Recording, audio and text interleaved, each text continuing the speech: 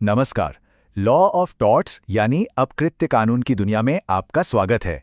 आज हम ये समझने वाले हैं कि जब किसी एक के गलत काम से दूसरे को नुकसान हो जाए तो जिम्मेदारी कैसे तय की जाती है और सबसे जरूरी पीड़ित को इंसाफ कैसे मिलता है। तो चलिए इन नियमों को जरा आसान भाषा में समझते हैं। आज की चर्चा में हम 5 खास पड़ावों से गुजरेंगे। सबसे पहले बात होगी स्ट्रिक्ट और एब्सोल्यूट लायबिलिटी की। फिर देखेंगे कि अगर जानवर कोई नुकसान कर दें तो क्या होता है। इसके बाद हम अपकृत्य में मृत्यु के कानूनी पहलुओं, बिजनेस कॉन्ट्रैक्ट्स में दखलंदाजी और आखिर में पीड़ितों को मिलने वाले कानूनी उपायों पर गौर करेंगे। तो हमारा पहला टॉपिक है दायित्व के नियम।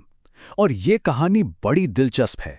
हम देखेंगे कि कैसे 19वीं सदी का एक अंग्रेजी कानून भारत की अदालतों के हाथों में आकर एक बहुत ही पावरफुल और मॉडर्न सिद्धांत बन गया। तो कहानी शुरू होती है स्ट्रिक्ट लायबिलिटी यानी कठोर दायित्व से। ये नियम आया मशहूर रायलेंस बनाम फ्लेचर केस से। इसका सिद्धांत बहुत सीधा है। अगर कोई अपनी ज़मीन पर कोई खतरनाक चीज़ रखता है और वो चीज़ वहाँ से निकलकर किसी और को नुकसान पहुँचा देती है तो उस चीज़ को रखने वाला ही जिम्मेदार होगा। और सबसे बड़ी बात, भले ही उसकी कोई गलती या लापरवाही ना हो। अब ये नियम लागू होने के लिए 4 शर्तें पूरी होनी जरूरी हैं। पहली, जमीन का इस्तेमाल नॉन नेचुरल होना चाहिए, मतलब कुछ ऐसा जो आमतौर पर नहीं होता। दूसरी, कोई खतरनाक चीज लाई गई हो। तीसरी, वो चीज आपके कंट्रोल से बाहर निकल जाए, मतलब एस्केप कर जाए। और चौथी, उसके भागने से किसी को नुकसान भी हुआ हो। लेकिन इस नियम में कुछ बचाव के रास्ते भी थे, मतलब ये पूरी तरह से परफेक्ट नहीं था। अगर नुकसान किसी बाढ़ या भूकंप जैसी प्राकृतिक आपदा यानी एक्ट ऑफ गॉड से हुआ हो, या फिर खुद पीड़ित की ही कोई गलती हो, या किसी अनजान तीसरे आदमी की शरारत हो, तो जिम्मेदारी से बचा जा सकता था। और फिर साल 1984 में हुई भोपाल गैस त्रासदी। ये एक ऐसा मोड़ था जिसने भारत में कानून को हमेशा के लिए बदल दिया। यूनियन कार्बाइड फैक्ट्री से जहरीली गैस लीक हुई और 3000 से ज्यादा लोगों की मौत हो गई। इस भयानक हादसे ने सबको ये सोचने पर मजबूर कर दिया कि हमारे मौजूदा कानून शायद काफी नहीं हैं। और यही वो एहसास था जिसने एक क्रांति ला दी।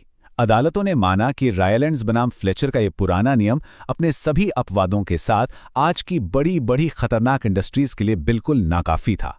बड़ी कंपनियां इन अपवादों का सहारा लेकर आसानी से बच सकती थीं। इसी कमी को दूर करने के लिए भारत के सुप्रीम कोर्ट ने बनाया एब्सोल्यूट लायबिलिटी यानी पूर्ण दायित्व का सिद्धांत। MC मेहता बनाम भारत संघ के केस में कोर्ट ने एकदम साफ कर दिया, अगर कोई कंपनी खतरनाक काम कर रही है तो ये उसकी पूर्ण जिम्मेदारी है कि किसी को कोई नुकसान ना हो, और इस जिम्मेदारी से वो किसी भी बहाने से बच नहीं सकती। तो फिर दोनों में सबसे बड़ा फर्क क्या है? जैसा कि आप देख सकते हैं, स्ट्रिक्ट लायबिलिटी में बचाव के कई रास्ते हैं, कई एक्सेप्शंस हैं, लेकिन एब्सोल्यूट लायबिलिटी में कोई एक्सेप्शन नहीं है, जीरो। ये भारतीय कानून का एक ऐसा कदम था जिसने खतरनाक उद्योगों के लिए जिम्मेदारी का एक ऐसा पैमाना सेट किया जो दुनिया में सबसे सख्त माना जाता है। चलिए अब अगले टॉपिक पर आते हैं। देखते हैं कि जब जानवरों की वजह से कोई नुकसान होता है तो कानून क्या कहता है। यहां पर 2 खास नियम काम करते हैं, साइंटर रूल और कैटल ट्रेसपास। साइंटर रूल का सीधा सा मतलब है जानकारी का नियम। ये कहता है कि अगर मालिक को ये पता है कि उसका जानवर खतरनाक है, मान लीजिए कोई कुत्ता है जो पहले भी किसी को काट चुका है, तो फिर उससे हुए किसी भी नुकसान के लिए मालिक ही जिम्मेदार होगा। या फिर अगर जानवर अपनी प्रजाति से ही खतरनाक है, जैसे कि शेर या भालू, तब तो सवाल ही नहीं उठता। दूसरा नियम है कैटल ट्रेसपास यानी पशु अतिचार। ये तो और भी सीधा है। अगर किसी के मवेशी जैसे गाय, भैंस या बैल भटक कर किसी और के खेत में घुस जाते हैं और फसल खराब कर देते हैं तो उनका मालिक सीधे सीधे जिम्मेदार होगा। यहां यह साबित करने की जरूरत नहीं है कि मालिक ने कोई लापरवाही की थी। अब हम एक बहुत ही संवेदनशील विषय पर आते हैं, अपकृत्य के संबंध में मृत्यु।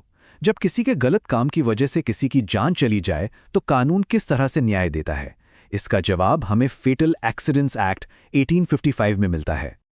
ये कानून पीड़ित परिवार को मुआवजा दिलाने में मदद करता है।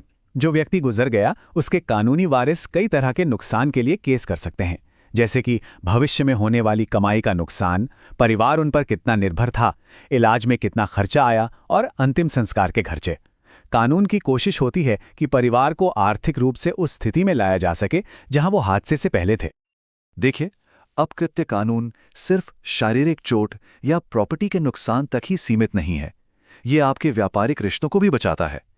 अगर कोई तीसरा आदमी जानबूझकर दो लोगों के बीच हुए कॉन्ट्रैक्ट को तोड़वाता है तो ये भी एक तरह का अपकृत्य है। इसे समझने के लिए लमली बनाम गाय का केस सबसे अच्छा उदाहरण है। हुआ ये कि एक थिएटर मालिक ने एक सिंगर को बहला फुसलाकर उसका मौजूदा कॉन्ट्रैक्ट तोड़ने के लिए मना लिया ताकि वो उसके लिए गाना गाए। कोर्ट ने कहा कि ये सरासर गलत है। इसी केस ने ये नियम बनाया कि किसी के बने बनाए कॉन्ट्रैक्ट में जानबूझकर दखल देना एक कानूनी गलती है। तो ठीक है, हमने ये तो पता लगा लिया कि गलती किसकी है, पर अब इसका हल क्या है? अगला कदम है उपचार, यानी रेमेडी। अपकृत्य कानून के पास न्याय के लिए एक पूरा टूल बॉक्स है जिसमें हर्जाना, कोर्ट के आदेश और बहुत कुछ शामिल हैं। चलिए एक एक करके इन टूल्स को देखते हैं। सबसे आम उपाय है डैमेजेस, यानी पैसे से भरपाई, पर यह भी कई तरह के होते हैं। कंपेंसेटरी डैमेजेस आपके असली नुकसान की भरपाई के लिए हैं। नॉमिनल डैमेजेस तब दिए जाते हैं जब आपका कानूनी हक तो तोड़ा गया पर कोई बड़ा आर्थिक नुकसान नहीं हुआ। एग्जेम्पलरी डैमेजेस का मकसद दोषी को सजा देना और समाज में एक मिसाल कायम करना। और कंटेम्पचुअस डैमेजेस तब दिए जाते हैं जब कोर्ट केस को बहुत मामूली मानती है और अपनी नाराजगी जाहिर करना चाहती हैं। पैसों के अलावा कोर्ट के पास दो और बड़े हथियार हैं। पहला है इंजंक्शन, यानी निषेधाज्ञा। ये कोर्ट का एक आदेश है जो किसी को कोई गलत काम करने से रोकता है या कोई सही काम करने को कहता है। दूसरा है रेस्टिट्यूशन, यानी बहाली। इसमें कोर्ट आदेश देती है कि गलत तरीके से ली गई प्रॉपर्टी को उसके असली मालिक को लौटाया जाए। और सबसे मजेदार बात, कुछ उपाय ऐसे भी हैं जिनके लिए आपको कोर्ट जाने की जरूरत ही नहीं।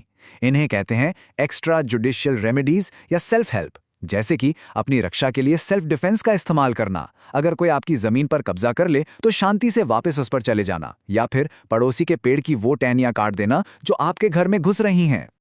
जाते जाते एक सवाल आपके लिए छोड़ जाते हैं। हमने एब्सोल्यूट लायबिलिटी में पढ़ा कि मुआवजा कंपनी के आकार और उसकी हैसियत के हिसाब से तय होना चाहिए। तो जरा सोचिए, ये नियम पर्यावरण से जुड़े मामलों में बड़ी बड़ी कंपनियों के खिलाफ आने वाले अदालती फैसलों पर कैसे असर डालता होगा। इस पर विचार जरूर करिएगा। उम्मीद है कि दायित्वों और उपचार के इन नियमों पर यह जानकारी आपके काम आई होगी। अगर आप कानून के ऐसे ही मुश्किल टॉपिक्स को आसान भाषा में समझना चाहते हैं तो हमारे साथ जुड़े रहिए। लाइक, शेयर और सब्सक्राइब करना मत भूलिएगा। मिलते हैं अगले विश्लेषण में।